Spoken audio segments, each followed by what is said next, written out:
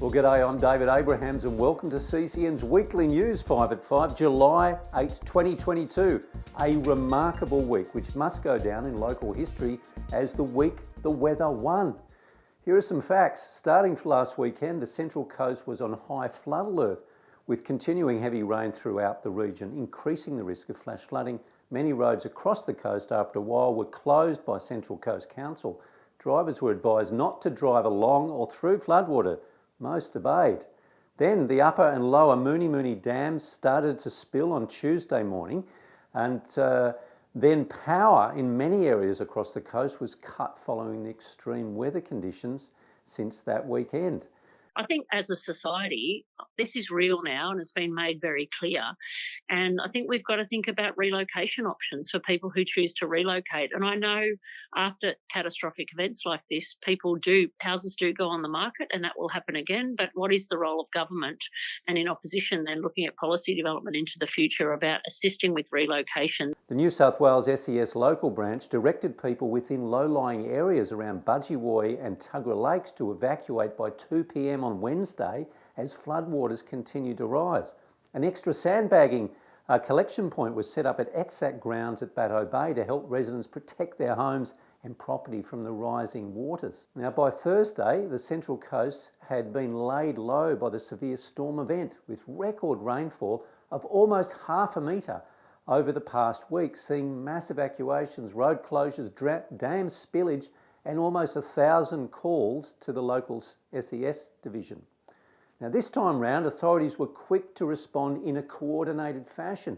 State, federal and local governments responded well. The emergency services organisations have done an enormous task in securing the region over the period and continue to do so. So we've still got the evacuation centre for the entrance electorate in the northern part of the coast open at the Diggers Club at the entrance, which is great. That'll be open until we move to recovery phase. But the response this time around, compared to 2020, which was widely criticised, has been much improved. Now, disaster assistance this time was made available by 2 p.m. on Wednesday to Central Coast residents and businesses affected by severe flooding in the recent days. Now, the region 1 of 26 in the state declared natural disaster zones. I'm pleased to say that the federal government has come on board with individual disaster relief recovery, in addition to what the state's providing as well. So what you've got $1,000 payments for every eligible adult and $400 for children. Obviously, in addition to that, there's also supports for business. There's also supports for not-for-profit organisations and other clubs, etc., through the state. We're in a declared zone, but how do you know that you're eligible? How does that work? So my advice to anybody on the Central Coast, if you're not sure, if you're eligible for support, just contact Service New South Wales via their website or also on 1377 88. Now, a new recovery centre has been opened today at Mardi to assist people access a series of services. This is going to be a recovery that is going to take many days, if not weeks, for some of our local people. And it's great that the recovery centre at Mardi will open today to support people. The SES have told me that the way the Rural Fire Service, the Voluntary Rescue Association, Surf Life Saving and other emergency services like the Police Rescue Squad have combined brilliantly to ensure that we've had no lives lost. Now, trains, in the midst of the storms, the trains have been running on a reduced timetable as part of industrial actions, should I say. The union later in the week pared back its action because of the weather.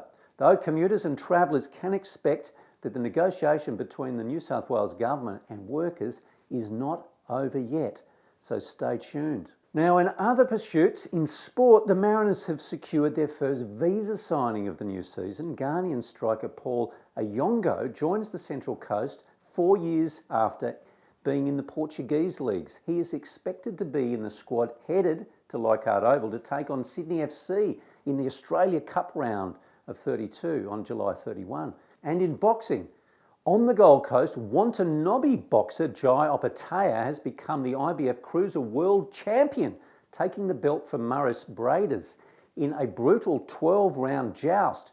Jai fought through 2 fractures to his jaw to win by unanimous decision from the 3 judges, adding tears to his blood and sweat-filled face.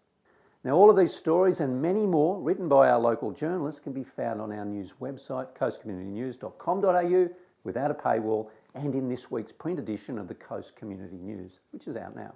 Find us also on the Google and Apple News apps.